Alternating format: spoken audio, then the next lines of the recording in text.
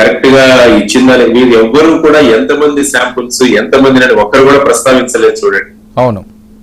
కాబట్టి మీరందరినీ అడగాలి, మీరు ఎంతమంది ఓటర్లను ప్రశ్నించారు, ఎన్ని నియోజకవర్గాల్లో ప్రశ్నించారు, ఎన్ని సోషల్ గ్రూప్స్ ని మీరు టచ్ చేశారు, ఇది కూడా ఆధారపడి ఉంటుంది కదా. ఒక నియోజకవర్గంలో ఉన్న ఓటర్స్ లో అర్బన్ ఓటర్స్ ఉంటారు, రూరల్ ఓటర్స్ ఉంటారు, ఆ తర్వాత వచ్చేసి మహిళలు ఉంటారు, పురుషులు ఉంటారు, తర్వాత ఈ విధంగా ఏ క్లాసిఫికేషన్ తో మీరు చెబుతున్నారు అన్నది కూడా తీసుకోవాల్సిన. యాక్చువల్ గా జనరల్ గా స్టాటిస్టిక్స్ లో ఏం చేస్తారంటే ఎక్స్ట్రీమ్స్ ఎప్పుడు తీసేస్తారు పక్కకి. అంటే మరీ ఎక్స్ట్రీమ్ గా, ఫర్ ఎగ్జాంపుల్ కేకే అన్న వాళ్ళు చెప్పింది అదైతే ఉందో అది టూ ఎక్స్ట్రీమ్. కాబట్టి ఎక్స్ట్రీమ్స్ తీసుకొని జనరల్ గా యావరేజింగ్ చేస్తారు, మిగతా వాళ్ళని తీసుకొని యావరేజింగ్ చేస్తారు. సో ఈ యావరేజింగ్ చేస్తే అందులో మెజారిటీ ఆఫ్ ది థింగ్ కూటమి వైపుగా వెళుతున్నట్టుగా అనిపిస్తుంది మీరు చూస్తే. అంటే ఎక్స్ట్రీమ్స్ తీసేస్తారు. అంటే వీళ్ళు ఏమన్నారంటే కేకే వాళ్ళు అనడం ఏంటంటే గత ఎన్నికల్లో మేము వైఎస్ఆర్సీపీకి 151 మేము ప్రెడిక్ట్ చేశాము, ఎవరు ప్రెడిక్ట్ చేయలేదు, కాబట్టి మాది నిజమైంది గత ఎగ్జిట్ పోల్స్ లో, కాబట్టి ఈసారి మాది నిజం అవుతుందని వాళ్ళు కూడా అంటారు. కానీ నేను చెప్పింది స్టాటిస్టిక్స్, ప్రాబబిలిటీ థియరీలో జనరల్ గా ఎక్స్ట్రీమ్స్ అనేవి తీసేసి ప్రాబబిలిటీ థియరీలో మీకు యావరేజెస్, వెయిటెడ్ యావరేజెస్ కడతాం మనం. కట్టినప్పుడు ఇప్పుడు మీరు ఇచ్చిన ఫిగర్స్ ఏవైతే ఉన్నాయో అవన్నీ కూడా చూస్తే కూటమి వైపు, కానీ వన్ సైడెడ్ గా ఉంటుందా లేదా అన్నది కూడా ఒక ఈసారి అంత పక్కగా ఎవరూ చెప్పలేకపోతారు ఈ రెండు ఎక్స్ట్రీమ్స్ తీసేసిన తర్వాత. సో ఈ రెండు దగ్గరగా ఉన్నప్పుడు మళ్ళా ఏ విధమైన ఈ రిసార్ట్ రాజకీయాలు జరుగుతాయి కూడా తెలియదు. అవును, ఎందుకంటే హంగు ఛాన్స్ అయితే లేదు కదా సార్, హంగు ఛాన్స్ వచ్చే ఛాన్స్ ఉండదు కదా.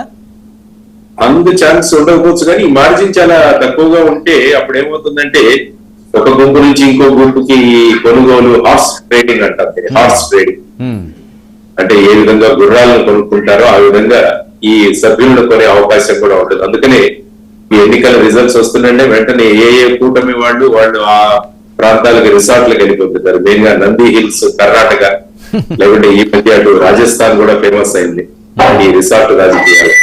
కాబట్టి చూడాలి 4వ తారీఖున ఎవరు ప్రత్యేక విమానాలు ఎవరెవరు బుక్ చేసి పెట్టారన్నది కూడా చూడాల్సిన అంశం. ఓకే సార్, 2014 రాష్ట్ర విభజన తర్వాత 2019 మనం ఎన్నికలు చూసాం. కానీ ఈసారి జరిగిన ఎన్నికలు చాలా కీలకమైన అంశాలు ఆంధ్రప్రదేశ్ రాష్ట్రం మీద ముడిపడి ఉన్నాయి. ఏ ప్రాతిపదిక మీద ఈసారి ఎన్నికలు జరిగాయి అనుకోవచ్చు సార్? ప్రజలు ఆ ఓటర్ మైండ్ సెట్ దేని మీద ఎక్కువగా కాన్సన్ట్రేట్ చేసి ఉంటుంది? ఈసారి ఓటర్ మైండ్ సెట్ ముఖ్యంగా చూసుకుంటే నెంబర్ 1 నిరుద్యోగ సమస్య అన్నది నెంబర్ 1. ఎందుకంటే రాష్ట్రంలో ఉన్నంత నిరుద్యోగ సమస్య ఇంకెక్కడా లేదు. అంటే వీళ్ళు ప్రకటిస్తున్నారు కానీ మేము కొన్ని లక్షల ఉద్యోగాలు ఇచ్చామని, అందులో వాలంటీర్ ఉద్యోగాలు, తర్వాత సచివాలయ ఉద్యోగాలు, ఇవే ఎక్కువగా అందులో ఇంక్లూడ్ చేస్తాం.